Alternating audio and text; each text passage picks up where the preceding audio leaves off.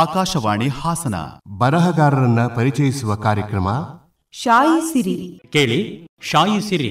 ಕೇಳಿದ್ರೆ ಶಾಯಿ ಸಿರಿ ಈ ಸರಣಿಯಲ್ಲಿ ಇವತ್ತು ಪತ್ರಕರ್ತರಾಗಿರುವ ಹಿರಿಯರು, ಸಮಾಜದ ಒಳಿತಿಗೆ ಸಾಕಷ್ಟು ಕೆಲಸ ಮಾಡಿರುವ ಹಾಸನದ ಲೀಲಾವತಿ ಅವರ ಜೊತೆಗೆ ಮಾತನಾಡ್ತಿದ್ದೀವಿ.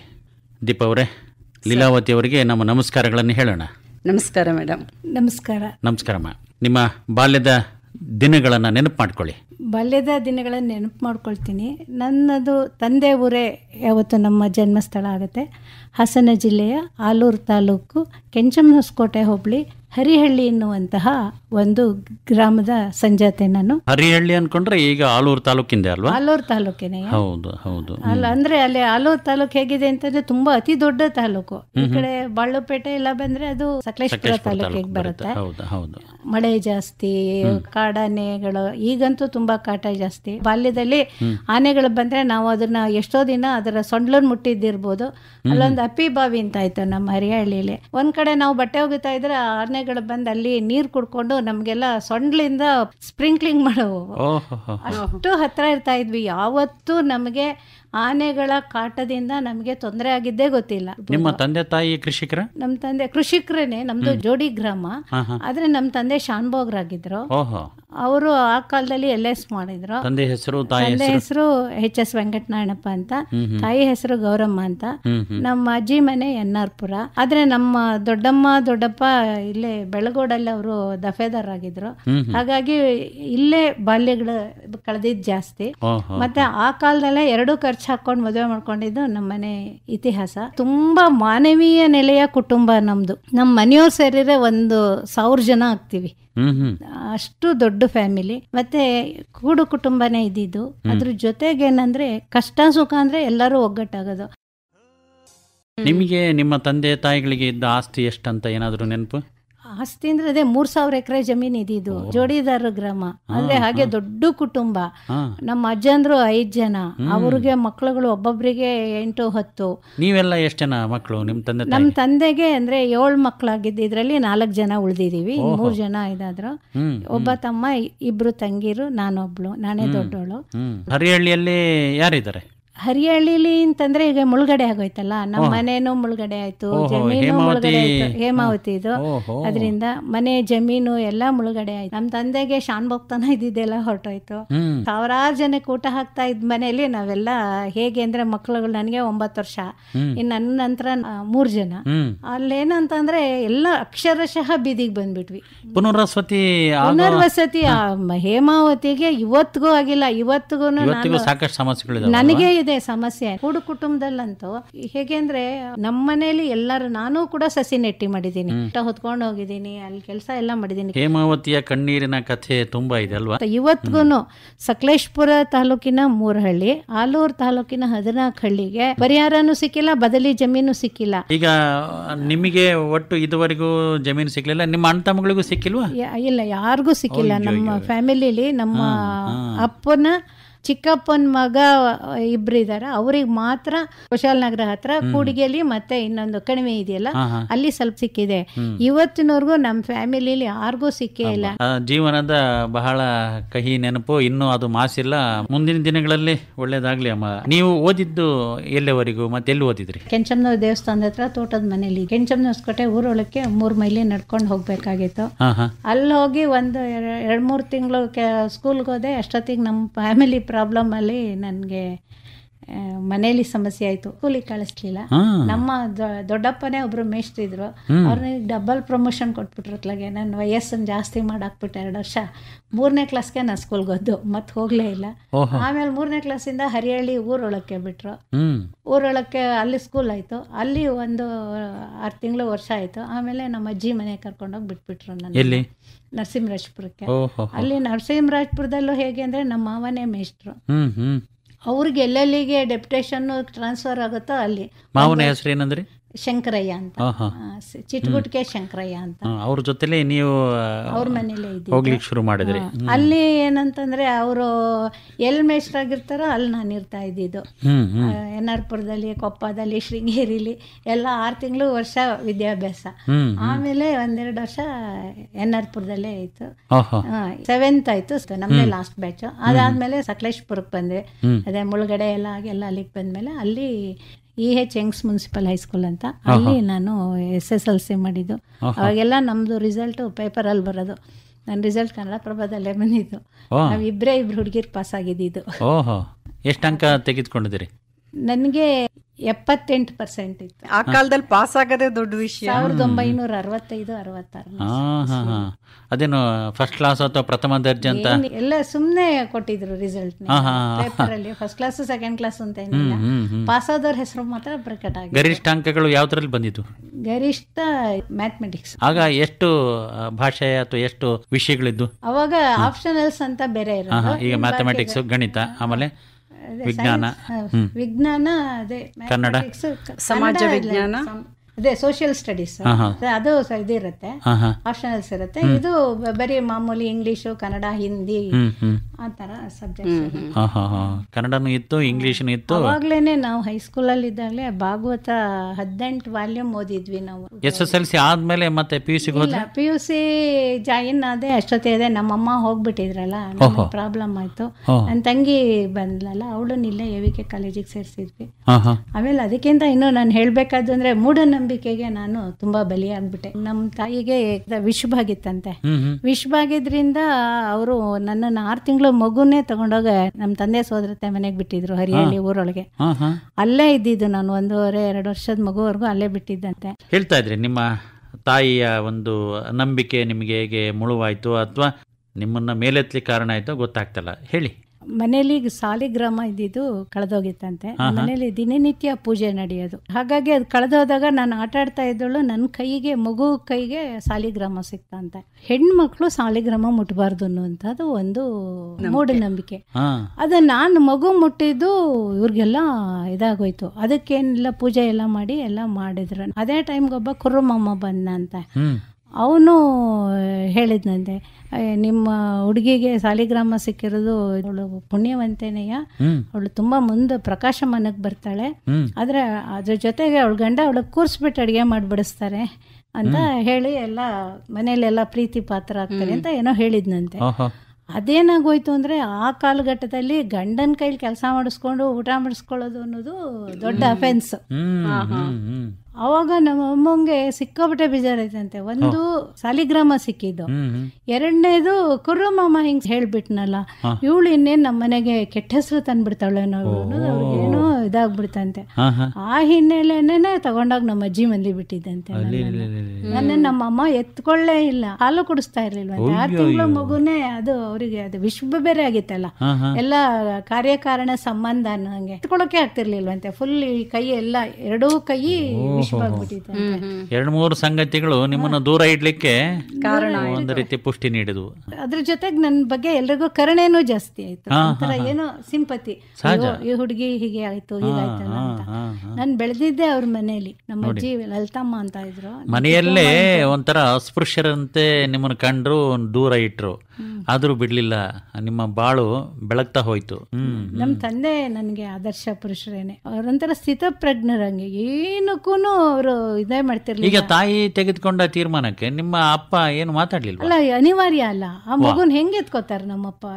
ಆಯ್ತು, ಅಂದ್ರೆ ಬೇರೆಯವ್ರು ಇದ್ರಲ್ಲ ಮನೇಲಿ ನೋಡ್ಕೊಳ್ಳೋದು. ಇಲ್ಲ, ನಮ್ಮ ಮನೇಲಿ ಗಂಡು ಸಂತಾನೇ ಜಾಸ್ತಿ, ಹೆಣ್ಣು ಸಂತಾನನೇ ಇರ್ಲಿಲ್ಲ ನಮ್ಮ ಮನೇಲಿ. ಆಮೇಲೆ ಅವ್ರು ಹೇಳೋರು, ಅಯ್ಯೋ ಗುಂಡಿ ನಿಮ್ ಮನೇಲಿ ಒಂದ್ ಚಟ್ನಿ ತಿರುವಕ್ಕಾಗಲ್ಲ ಕಣೆ ಅಂತ. ಆಮೇಲೆ ಅದ್ರ ಜೊತೆಗೆ ರೊಟ್ಟಿನ ಒಂದ್ರ ಮೇಲೆ ಅಂತ ಈಗ ಒಂದ್ 60-70 ರೊಟ್ಟಿ ತಟ್ಟಾಕೋರಂತೆ.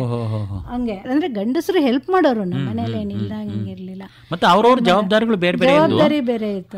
ಒಂದು ಮನೇಲಿ ಅಷ್ಟು ಹಸು ದನಕರುಗಳಿದ್ರು ಕೂಡ ಮನೇಲಿ ನಮ್ಗೇನ್ ಯಾರಿಗೂ ಮೊಸರು ಗಿಸ್ರು ಕೊಡ್ತಾನೆ ಇರ್ಲಿಲ್ಲ. 16-17 ವರ್ಷದವರೆಗೂ ಗಂಡಸರಿಗೆ ಮಾತ್ರ ಮೊಸರು ತಿನ್ಬೇಕು ಅನ್ಕೊಂಡ್ಬಿಟ್ಟಿದ್ರು. ನೀವು ಕೇಳ್ತಿರ್ಲಿಲ್ವಾ? ನಾವು ಕೇಳ್ತಿರ್ಲಿಲ್ಲ, ಅವರು ಹಾಕ್ತಿರ್ಲಿಲ್ಲ. ಆಮೇಲೆ ಅಲ್ಲಿ ಒಂದ್ ಪದ್ಧತಿ ಇತ್ತು, ಯಾರ ಮನೇಲಿ ಕರಾವಿದ್ರು ಊರವರೆಲ್ಲರೂ ಹಂಚ್ಕೊಂಡ್ ತಿನ್ಬೇಕು ಅದನ್ನ. ತಾನೆ. ಬೆಳಗ್ಗೆ ಹೇಳ್ತಿದ್ದಾಗೆ ಎಲ್ಲರೂ ಪಾತ್ರೆ ತಗೊಂಡ್ ಬಂದ್ಬಿಡೋರು. ಹಾಲು ಕೊಡಿ, ಮೊಸರು ಕೊಡಿ, ಮಜ್ಜಿಗೆ ಕೊಡಿ. ಮೊಸರು ಇಲ್ವೇ ಇಲ್ಲ ಬಿಡಿ, ಎಲ್ಲಾರ್ಗೂ ಮಜ್ಜಿಗೆ. ಒಂದೊಂದ್ ದಿನಕ್ಕೆ ಸುಮಾರು ಒಂದು ಒಳ್ಳೆ ಇಷ್ಟಿಷ್ಟು ದಪ್ಪ ಬೆಣ್ಣೆ ಬರೋದು. ಇದ್ರಲ್ಲಿ ಕಡಿಯೋರು. ತುಪ್ಪ ಎಲ್ಲ ಮಾಡಿದ್ರೆ ಊರವ್ರು ಎಲ್ಲಾರ್ಗು ಮಾರೋದೇನಿರ್ಲಿಲ್ಲ, ಮಾಡೋದಿಲ್ಲ, ಹಂಚ್ಕೊಳ್ಳೋದು ಅಷ್ಟೇ. ಸರಿ. ಈಗ ನೀವು SSLC ತನಕ ಓದಿದ್ರಿ ಸಕಲೇಶ್ಪುರದಲ್ಲಿ ಅಲ್ವಾ? ಸಕಲೇಶ್ಪುರ. ಇಬ್ರು ಹೆಣ್ಮಕ್ಳು ಒಳ್ಳೆ ಅಂಕಗಳನ್ನ ತೆಗೆದುಕೊಂಡ್ರಿ. ನನ್ನ ತಂಗಿ ಅವಳು ರ್ಯಾಂಕ್ ಬಂದಿದ್ಲು, ಇಲ್ಲೇ AVK ಕಾಲೇಜಲ್ಲಿ ಓದ್ತಾ ಇದ್ಲು. ಅವಳು 6th ರ್ಯಾಂಕ್ ಬಂದಿದ್ಲು. ಅವ್ರಿಗೆ ಕಾಲೇಜಲ್ಲಿ ಎಲ್ಲ ಆನರ್ ಮಾಡಿದ್ರು AVK ಕಾಲೇಜಲ್ಲಿ. ನಮ್ಮ ಮನೇಲಿ ಸ್ವಲ್ಪ ಮಹಿಳೆಯರಿಗೆ ಯಾಕೆ ಓದ್ಸೋದು ಯಾಕೆ ಅಂತ ಅಂದ್ಬಿಟ್ಟು ನನ್ಗೆ SSLCಗೆ ಬಿಡಿಸ್ಬಿಟ್ರು, ಓದಕ್ ಬಿಡ್ಲೇ ಇಲ್ಲ. ಹಾಗಾಗಿ ಅವಳು ಅಂದ್ರೆ ಮನೇಲಿ ಮಾಡೋರು ಇರ್ಲಿಲ್ವಲ್ಲ, ನಮ್ಗೆ ಎಲ್ಲದಕ್ಕೂ ಕಾರ್ಯಕಾರಣ ಸಂಬಂಧ ಅನ್ನೋ ಹಂಗೆ ಇತ್ತು, ಯಾರನ್ನೂ ಬಯ್ಯೋ ಹಾಗೆ ಇಲ್ಲ ಆತರ. ಆದ್ರೆ ನಾನ್ ಮಾತ್ರ ಧೈರ್ಯ ಮಾಡಿ ಅವಳನ್ನ ತಗೊಂಡ್ಬಂದು ಇಲ್ಲಿ ಕಾಲೇಜಿಗೆ ಸೇರಿಸ್ಬಿಟ್ಟೆ.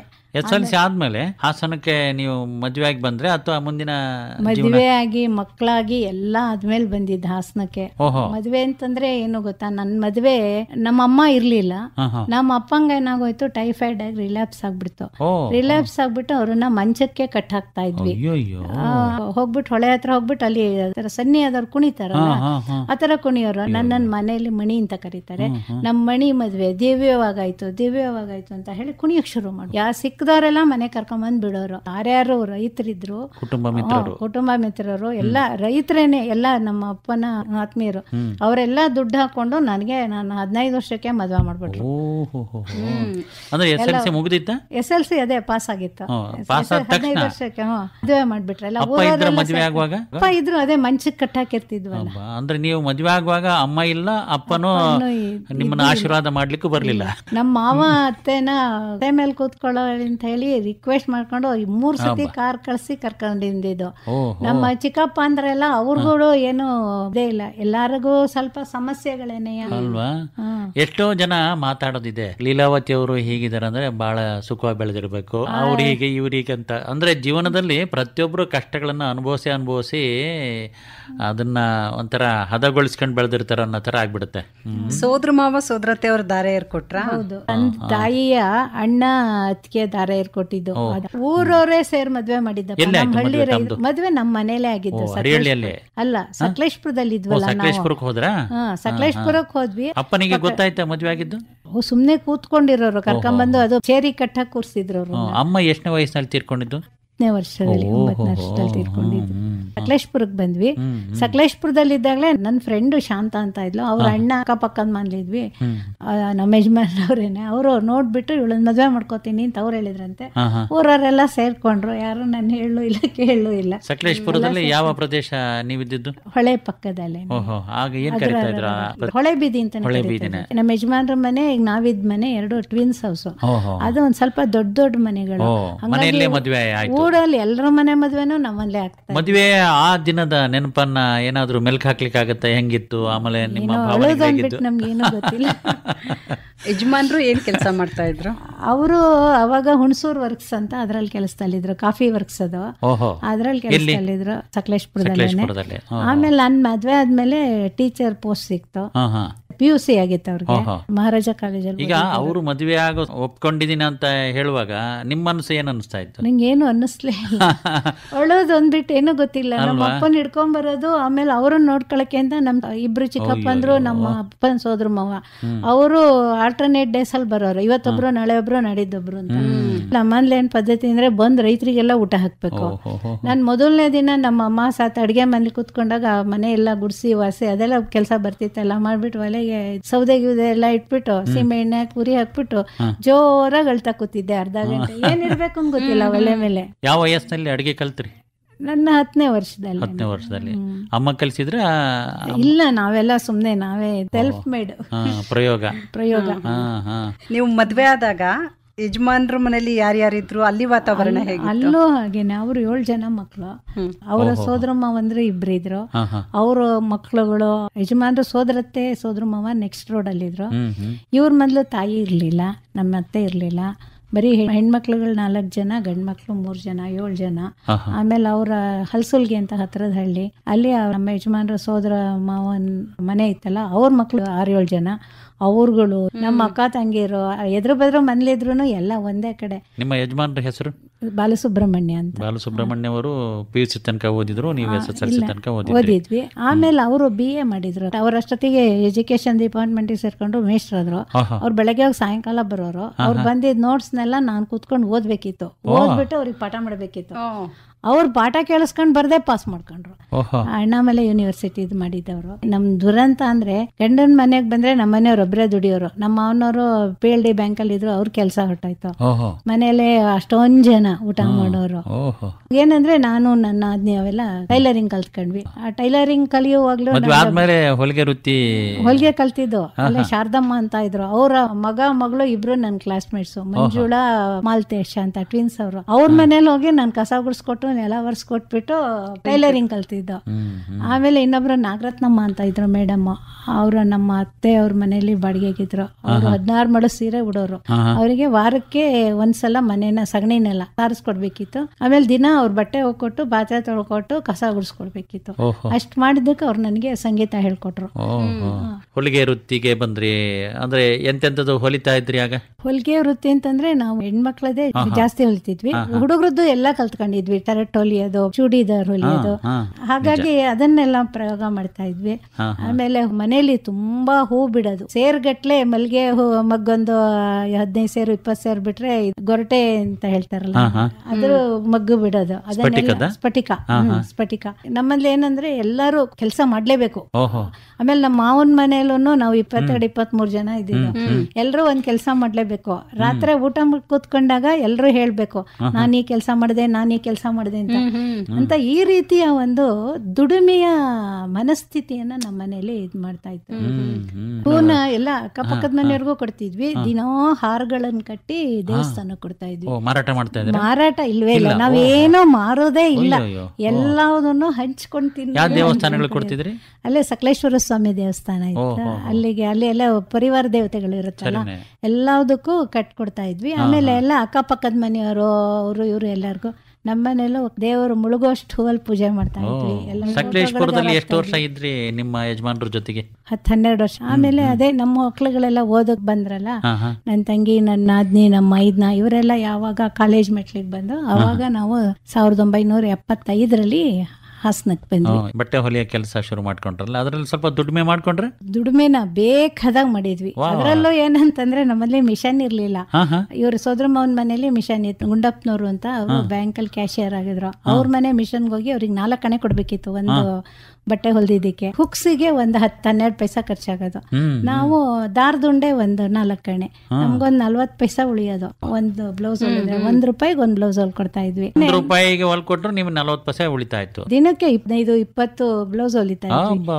ಅದೇನು ಹೇಳ್ತಾರಲ್ಲ, ಕೆಲಸ ಮಾಡಿ ಮಾಡಿ ಮಾಡಿ ನಮ್ಗೆ ನಿದ್ದೆ ಊಟ ಅವೆಲ್ಲ ಗೊತ್ತಾಗ್ತಾನೆ ಇರ್ಲಿಲ್ಲ. ಬರೀ ಕೆಲಸ ಮಾಡೋದು. 200 ಕೂಡ ನೀರ್ ಸೇರ್ತಾ ಇದ್ವಿ, 3 ಜನ ನಿಂತ್ಕೊಂಡು. ಇಬ್ರು ಎಳೆದಾಕೋದು, ಒಬ್ರು ತಗೊಂಡೋಗಿ. ಅನಿವಾರ್ಯತೆ ಇತ್ತು, ಅಗತ್ಯನೂ ಇತ್ತು. ಅಗತ್ಯನೂ ಇತ್ತು. ನಮ್ಮನೆ ಎದುರುಗಡೆ ನಮ್ಮ ಅಪ್ಪ ಅವ್ರ ಮನೆ ಇದ್ದಿದ್ದು, ಈ ಕಡೆ ನಮ್ಮನೆ ಇತ್ತು. 2 ಮನೇಲೂ ನಾನು ಅಡಿಗೆ ಮಾಡ್ಕೊಡ್ತಾ ಇದ್ದೆ. ಹಾಗೆ ಅದ್ರ ಜೊತೆಗೆ 3 ಸೇರ್ ಅಕ್ಕಿ ಅನ್ನ ಮಾಡಿ, ಒಂದ್ ದೊಡ್ಡ ಕೊಳದ ಪ್ಲೇಲ್ ಹುಳಿ ಮಾಡಿ, ಸಾರು ಮಾಡಿ, ಅಥವಾ ನಮ್ಮ ಮನೇಲಿ ಗೊಜ್ಜೆ ಜಾಸ್ತಿ ಮಾಡ್ತಾ ಇದ್ದಿದ್ದು. ಎಲ್ಲರಿಗೂ ಆಗ್ಬೇಕಲ್ಲ, ತಿಳಿ ಸಾರು ಮಾಡಿದ್ರೆ ಗೊಜ್ಜು. ಪಲ್ಯ ಅಂತೂ ಮಾಡ್ತಾನೆ ಇರ್ಲಿಲ್ಲ, ಎಲ್ರಿಗೂ ಸಾಲಲ್ಲ. ಹಂಗೆ ಲಾಸ್ಟಿಗೆ ಊಟ ಕುತ್ಕೊಂಡ್ರೆ ನಮ್ಗೆ ಅನ್ನನೇ ಇರ್ತಿರ್ಲಿಲ್ಲ, ಸಾರೇ ಇರ್ತಿರ್ಲಿಲ್ಲ. ಸುಬ್ರಹ್ಮಣ್ಯ ತಪ್ಪಲೆ ಅಂತಿತ್ತು, ಅದ್ರಲ್ಲಿ ಒಂದ್ ಚಮ್ ನೀರ್ ಕುಡ್ ಮಲ್ಗಿದೀನಿ ಅಂದ್ರೆ ಲೆಕ್ಕ ಇಲ್ಲ. ಇವಾಗ ಮನೇಲಿ ಬೇಕಾದಾಗಿದೆ, ತಿನ್ನಕ್ ಭಯ ಇಲ್ಲ ನಮ್ಗೆ. ಟೈಲರಿಂಗ್ ದುಡ್ಡಲ್ಲಿ ದುಡಿದ್ರಲ್ಲ, ಆಮೇಲೆ ಅದನ್ನ ಯಾವ ರೀತಿ ಉಪಯೋಗ? ಮನೆ ಜಾಯಿಂಟ್ ಫ್ಯಾಮಿಲಿ ಅಲ್ವಾ, ನಮ್ಮ ಮಾವನವ್ರಿಗೆ ಕೆಲಸ ಹೊರಟಾಯ್ತಲ್ಲ, ಮನೇನ ಮೇಂಟೈನ್ ಮಾಡ್ತಾ ಇದ್ವಿ. ಖರ್ಚು ಮಾಡ್ಲೇಬೇಕಲ್ಲ, ಅನಿವಾರ್ಯ ಅಲ್ವಾ. ಬೆಳಗ್ಗೆ ಒಲೆ ಹಚ್ಚಿದ್ಮೇಲೆ ಎಲ್ಲ ಬೇಕೇ ಬೇಕಲ್ಲ.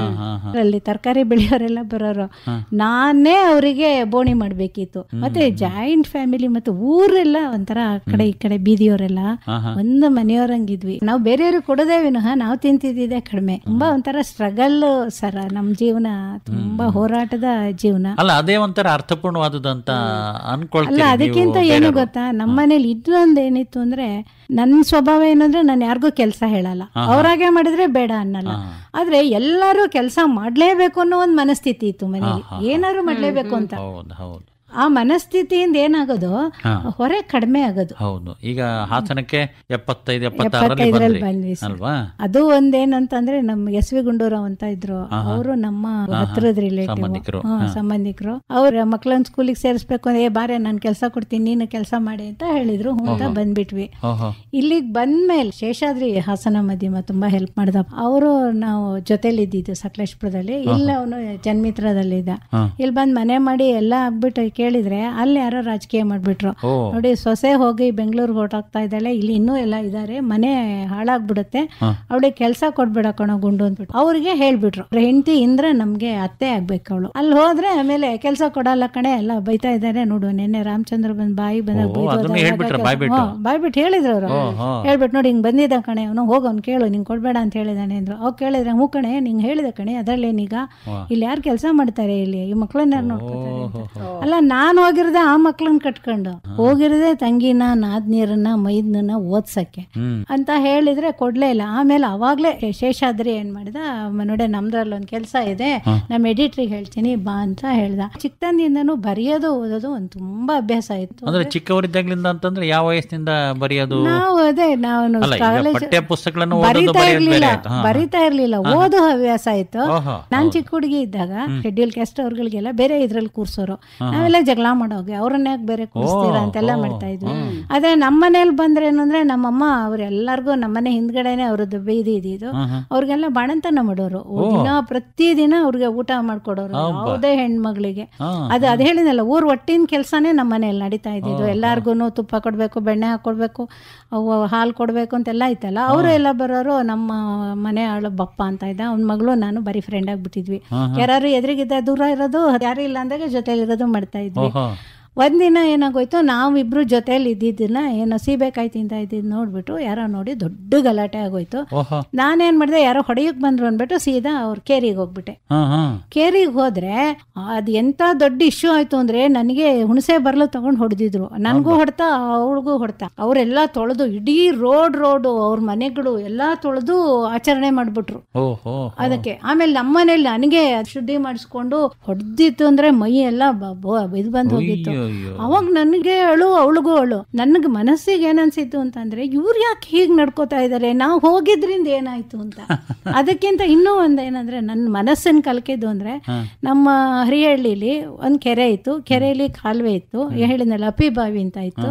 ಆಮೇಲೆ ಹತ್ತಿರದಲ್ಲೇ 1.25 ಕಿಲೋಮೀಟರ್ ಹೋದ್ರೆ ಹೇಮಾವತಿ ಹೊಳೆ ಇತ್ತು. ಅದೆಲ್ಲ ಇದ್ರೂನು ಈ ಕಾಲೋನಿಯವರೆಲ್ಲ ಅಲ್ಲೊಂದು ಗುಂಡಿ ಇತ್ತು. ಆ ಗುಂಡಿ ನೀರು ಒಳ್ಳೆ ಒಂಥರ ನೀಲಿ ಕಲರ್ ಇರೋದು, ನೀಲಿ ಕಪ್ಪು ಆ ತರ ಇರೋದು. ಅದನ್ನೇ ಕುಡಿಯಕ್ ತರೋರು. ನಾನು ಜಗಳ ಮಾಡೋದು, ನಿಮ್ಮೆಲ್ಲ ಕುಡಿಬೇಡ ಕಣೆ, ಇದು ತಗೊಳ್ಳಿ, ಇಲ್ಲಿ ನಮ್ಮನೇಲಿ ನೀರ್ ಚೆನ್ನಾಗಿದೆ ಅಂತ ಕೊಡ್ತಾ ಇದ್ದೆ. ಅವಾಗ ನನಗನ್ಸಿದ್ದೇನು ಅಂತಂದ್ರೆ, ಇವ್ರು ಯಾಕೆ ಹಿಂಗ್ ನೀರ್ ಕುಡಿತಾರೆ ಅಂತ. ಇವತ್ತಿನ ಬುದ್ಧಿ ಅವತ್ತಿರ್ಲಿಲ್ಲ. ಅವ್ರೇನಾರು ಹೇಳಿದ್ರೆ ಹೆದರ್ಕಂಡ್ ಕೇಳೋದು ಅಷ್ಟೇ ನಮಗೆ ಗೊತ್ತಿದ್ದು.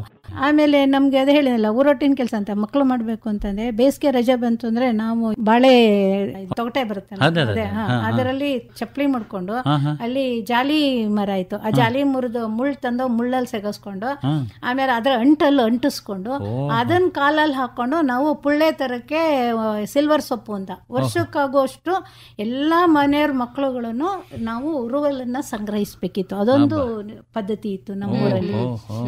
ಹಾಗೆಲ್ಲ ಸೌದೆ ಒಲೆಗಳೇ, ಸೌದೆ ಒಲೆನೆ. ಗೋಬರ್ ಗ್ಯಾಸ್ ಅಂತ ಏನಾದ್ರು ಮಾಡ್ಕೊಂಡಿದ್ರೆ? ನಮ್ ದೊಡ್ಡಪ್ಪನ ಮನೇಲಿ ಮಾಡಿದ್ರು ಇತ್ತೀಚಿನ ದಿನಗಳಲ್ಲಿ. ಅವಾಗ ಅವೆಲ್ಲ ಇರ್ಲಿಲ್ಲ. ನಮ್ ಚಪ್ಲಿ ಅಂದ್ರೆ ಅದೇನೇಯ ಇದ್ರಲ್ಲೇ ಓಡಾಡ್ತಾ ಇದ್ದಿದ್ದು. ಆ ತರ ಸಂದರ್ಭಗಳಲ್ಲಿ ಅವ್ರನ್ನ ಮುಟ್ಟಿಸ್ಕೊಳ್ಳೋ ಆಗಿಲ್ಲ, ಇಲ್ಲಿ ಹೋಗೋ ಆಗಿಲ್ಲ, ಇಲ್ಲಿ ಬರೋ ಆಗಿಲ್ಲ. ಅದೇನೋ ನನ್ನ ಬಾಲ್ಯದ ಮನಸ್ಸು ಅದನ್ನೆಲ್ಲ ವಿರೋಧಿಸ್ತಾ ಬರ್ತಾ ಇತ್ತು, ಮಾನಸಿಕವಾಗಿ ವಿರೋಧಿಸ್ತಾ ಇದೆ. ಆದ್ರೆ ಬಾಯ್ ಬಿಟ್ಟು ಮಾತಾಡೋ ಹಂಗಿರ್ಲಿಲ್ಲ. ಮದ್ವೆ ಆದ ಸಂದರ್ಭದಲ್ಲಿ ನಿಮ್ಮ ಯಜಮಾನ್ರಿಗೆ ಸಂಬಳ ಅಂದ್ರೆ ಅದೇ ಅವ್ರಿಗೆ ಅವತ್ತು 90 ರೂಪಾಯಿ ಸಂಬಳ ಬರೋದು, ಅದು 135 ರೂಪಾಯಿ ಆಯ್ತು ಆಮೇಲಕ್ಕೆ ಮೇಷ್ಟ್ರಾದಾಗ. ನೀವು ಹೊಲದ ಎಷ್ಟು ದುಡಿತಿದ್ರಿ ತಿಂಗಳಿಗೆ? 150-200 ರೂಪಾಯಿ. ಅವ್ರಿಗಿಂತ ಹೆಚ್ಚು ದುಡಿತಾ ಇದ್ವಿ. ನೋಡಿ ದುಡಿತಾ ಇದ್ವಿ. ಅಂದ್ರೆ ನಾವ್ ಒಂದ್ ಕೆಲಸ ಮಾಡ್ತಿರ್ಲಿಲ್ವಲ್ಲ, ಬೇರೆ ಬೇರೆ ಕೆಲಸ ನೋಡಿ. ಅದ್ರ ಜೊತೆಗೆ ಅಲ್ಲೊಂದೇ ಟೈಪ್ ರೈಟಿಂಗ್ ಇನ್ಸ್ಟಿಟ್ಯೂಟ್ ಇತ್ತು. ನಮ್ಮ ಎದುರುಗಡೆ ಮನೆನೇ ನರಸಿಂಹಸ್ವಾಮಿ ಅಂತ ಅವನದ್ದೇ ಇನ್ಸ್ಟಿಟ್ಯೂಟ್ ಇದ್ದಿದ್ದು. ಬೆಳಗ್ಗೆ 5 ಗಂಟೆಗೆ ಇದು ವಾಕ್ ಅಂತ ಹೋಗಿ ಅಕ್ಕಿ ತಗೊಂಡೋಗಿ ಅದನ್ನೆಲ್ಲ ಗುಡಿಸಿ ಆ ಟೇಬಲ್ ಎಲ್ಲ ಒರೆಸಿ ಮಿಷನ್ ಎಲ್ಲ ಒರೆಸ್ಬಿಟ್ಟು ರಂಗೋಲಿ ಹಾಕಿ ಬಂದಿದ್ದಕ್ಕೆ ನನಗೆ ಫ್ರೀ. ನನ್ನ ಹತ್ರ ಫೀಸ್ ತಗೋತಾ ಇರಲಿಲ್ಲ. ಅಂದ್ರೆ ಕೆಲಸಗಳನ್ನ ಕಲಿತರೆ ಮತ್ತೆ ಹೊಂದ್ಕೊಂಡ್ರೆ ಏನೆಲ್ಲ ಲಾಭ ಇದೆ. ಖಂಡಿತ. ಅದೇ ಹೇಳಿದ್ನಲ್ಲ, ನಮ್ಮ ಬದುಕು ನಮ್ಮನ್ನ ಕಟ್ಕೊಡ್ತು ಅನ್ಸುತ್ತೆ. ಜೀವನವನ್ನ ಕಟ್ಕೊಡ್ತು ಅನ್ಸುತ್ತೆ ಇವತ್ತು ಅನ್ಕೊಂಡಾಗ. ಈಗ ಇಲ್ಲಿ ಹಾಸನಕ್ಕೆ ಬಂದಾಗ ಇಲ್ಲಿನೂ ಸಮಸ್ಯೆ ಅನುಭವಿಸಿದ್ರಿ? ಸಮಸ್ಯೆ ಅದೇ, ಅವ್ರು ಕೆಲಸ ಕೊಡ್ಲಿಲ್ಲ. ಆಮೇಲೆ ಶೇಷಾದ್ರಿ ಕರ್ಕೊಂಡೋಗಿ ಅವ್ರ ಕೃಷ್ಣಮೂರ್ತಿಗಳು ಪರಿಚಯ ಮಾಡ್ಕೊಟ್ರು. ಏನಮ್ಮ ಓದ್ತೀಯಾ ನೀನು ಅಂದ್ರೆ, ಓದಕ್ ಬರುತ್ತೆ ಸರ್ ಅಂದೆ. ಏನ್ ಓದಿದೀಯಾ ಅಂದ್ರು, SSLC ಮಾಡಿದೀನಿ ಅಂತೆ. ಹೌದಾ, ಹಾಗಾದ್ರೆ ನೋಡಿ ಇಲ್ಲಿ ಇದೊಂದು ನ್ಯೂಸ್ ಬರ್ದಿಡು ಅಂತ ಅಂದ್ಬಿಟ್ಟು ಸಕಲೇಶ್ಪುರದಿಂದ ಹಾಸನಕ್ಕೆ ಬಂದಾಗ ಆಕ್ಸಿಡೆಂಟ್ ಆಗಿತ್ತು. ಹೌದಾ, ಆಕ್ಸಿಡೆಂಟ್ ನೋಡಿದ್ಯಲ್ಲ ಅದನ್ನೇ ಸುದ್ದಿ ಬರಿ ಅಂತ ಹೇಳ್ಬಿಟ್ಟು ಹೊರಟೋಗ್ತಿದ್ರು ಅವರು. ಆಮೇಲೆ ನಾನು ಅದನ್ನ ವರದಿ ಮಾಡ್ಕೊಟ್ಟೆ. ವರದಿ ಮಾಡ್ಕೊಟ್ಟಾಗ ಅವ್ರ ನಾಳೆಯಿಂದ ಕೆಲ್ಸಕ್ಕೆ ಬಂದ್ರು. ಅಷ್ಟೇ ಇಂಟರ್ವ್ಯೂ, 100 ರೂಪಾಯಿ ಸ್ಟೈಫಂಡ್ ಅಂತ ಕೆಲ್ಸಕ್ಕೆ ಸೇರಿಸ್ಕೊಂಡು ತಿಂಗಳಿಗೆ. ಆಮೇಲೆ 75ರಿಂದ 85ರವರೆಗೆ 10 ವರ್ಷ ಅಲ್ಲಿ ಕೆಲಸ ಮಾಡಿದ್ದು. 10 ವರ್ಷದಲ್ಲಿ 10ನೇ ವರ್ಷದ ಕಡೆಯಲ್ಲಿ 200 ರೂಪಾಯಿ ಸಂಬಳ ತಗೊಂಡೆ ನಾನು. ಹಂಗೆ ಆಮೇಲೆ ನಾನು ಜನತಾ ಮಾಧ್ಯಮಕ್ಕೆ ಕಾಲಂ ಬರ್ಕೊಡ್ತಾ ಇದ್ದೆ. ಸುಮ್ಮನೆ ಅಲ್ಲಿ ಬರಿತಾ ಇದ್ದೆ. ಅಂದ್ರೆ ಅಲ್ಲಿ ಹೋಗಿ ಕೂತ್ಕೊಳ್ಳೋದು ಮಾಡೋದು ಮಾಡ್ತಿದ್ವಿ, ಸುದ್ದಿ ಬರ್ಕೊಡೋದು. ಇದೊಂದು ಅಭ್ಯಾಸ ಆಗೋಗಿತ್ತಲ್ಲ. ಹಾಸನ ಪ್ರಭಾದಲ್ಲಿ GT ಗೌಡ ಅಂತ ಅವ್ನ್ ಕೆಲಸ ಮಾಡ್ತಾ ಇದ್ದ, ಅವನ ಹತ್ರ ಕೆಲ್ಸಕ್ಕೆ ಸೇರ್ಕೊಂಡಿದ್ದೆ. ಜನಮಿತ್ರ 10 ವರ್ಷ ಮಾಡಿದ್ರಿ.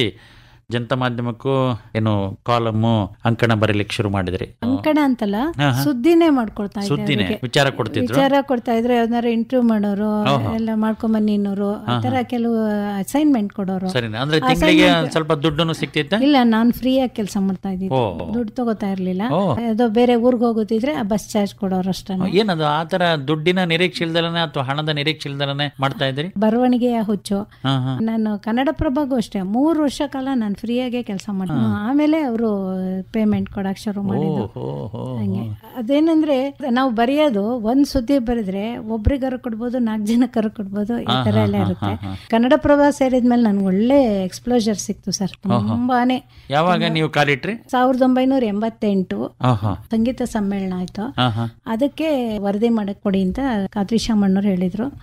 ಅವ್ರ ಮನೆಗೆ ಎಲ್ಲ ಬರೋರು, ಅಡಿಗರು, ಬೆಂಗಳೂರಿನ ಪ್ರತಿಷ್ಠಿತ ಜನರೆಲ್ಲ ಬರೋರು.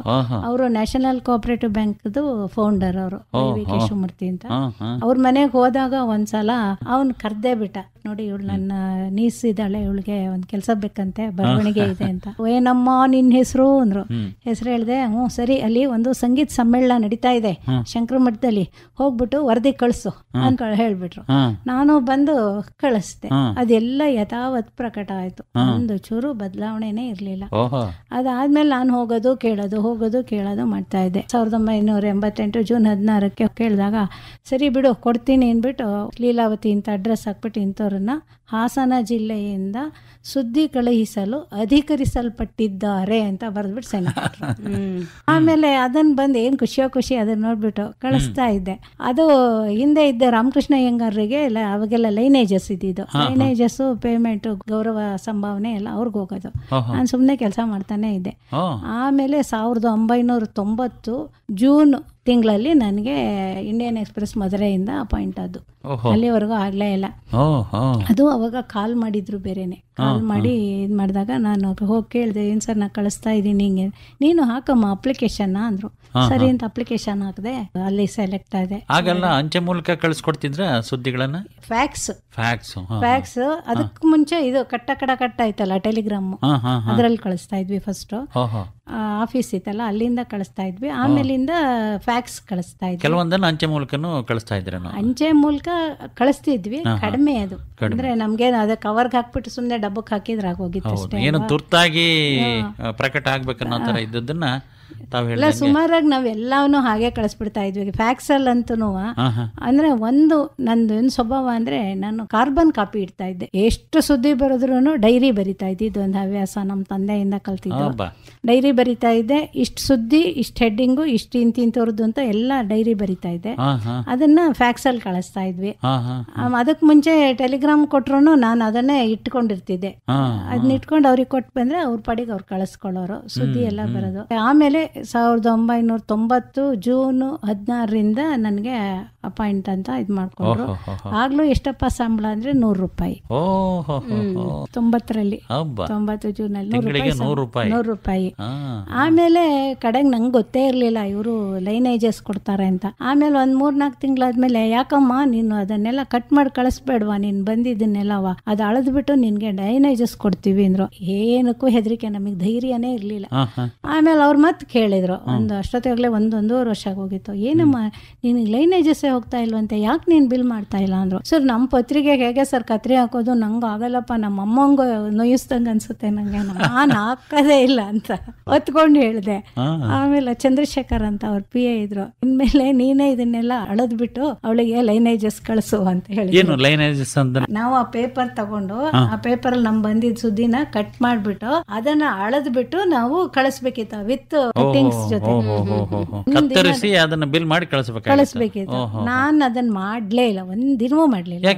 ನಂಗೆ ಪತ್ರಿಕೆಗೆ ಕತ್ರಿ ಹಾಕಕ್ ಮನ್ಸ್ ಬರಲ್ಲ. ಹೇಗ್ ಕಟ್ ಮಾಡೋದು ನಮ್ ಪತ್ರಿಕೆನ ನಾನೇ ಹೆಂಗ್ ಕಟ್ ಮಾಡೋದು, ಭಾವನಾತ್ಮಕ ಸಂಬಂಧ. ಸುಮಾರು 2 ವರ್ಷ ನಾನು ತಗೊಳ್ಳೇ ಇಲ್ಲ ಲೈನೇಜಸ್.